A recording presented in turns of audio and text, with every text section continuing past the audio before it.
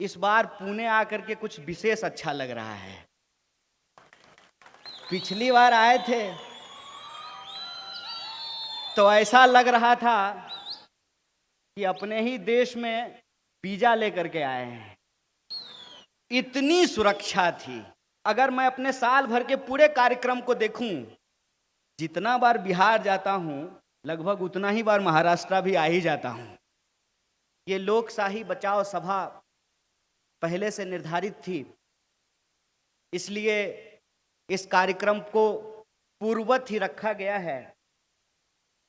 मैं इसमें कुछ बातें आपसे साझा करूं, उससे पहले मैं दिल की कुछ बात आपको कहना चाहता हूं। पहली बात तो ये, इस बार पुणे आकर के कुछ विशेष अच्छा लग रहा है। पिछली बार आए थे तो ऐसा लग रहा था कि अपने ही देश में वीजा लेकर के आए हैं। इतनी सुरक्षा थी। बाल गंधर्व भवन में आना हुआ था। खुले में मंच है, खुले में आप लोग हैं। हम भी खुले दिल से आपसे कुछ बात करना चाहते हैं। इसमें बस बाधा एक है कि मुझे मराठी नहीं आती है, तो मैं आपसे हिंदी में बातचीत करने की इजाजत चाहता हूं, आपका आग्रह चाहता हूं। अभी मैंने कोशिश की थी, एक टीवी के पत्रकार को मैंने मराठी में वो सवाल पूछ रहे थे, मैं हिंदी में जवाब दे रहा था। मुझे मराठी बोलने नहीं आती है लेकिन समझ में आता है। और जिस तरीके से मैं महाराष्ट्र आता हूं, क्योंकि इस मिट्टी पर, इस भूमि पर आकर एक विशेष प्रकार का गौरव प्राप्त होता है।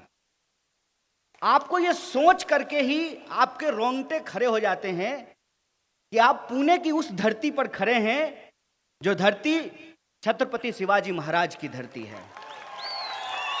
आप उस धरती पर खड़े हैं जहां पर एक से एक वीर और विभूति ने जन्म लिया है। ये गोखले साहब की धरती है, ये तिलक साहब की धरती है।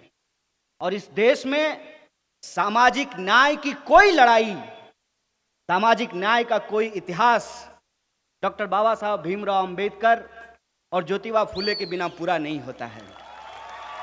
ये वो जगह है जहां सावित्रीबाई फूले ने महिलाओं के लिए पहला स्कूल शुरू किया था।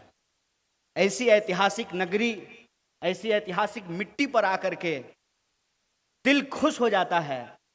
और जब मुझे मोहन दादा ने बताया कि कांग्रेस भवन में कार्यक्रम है, उस भवन में कार्यक्रम है जिसका शिलान्यास महात्मा गांधी ने किया है, ये बोलते हुए मैं आपको बता नहीं सकता हूं कि मैं कितना पुलकित हूं, मैं कितना खुश हूं।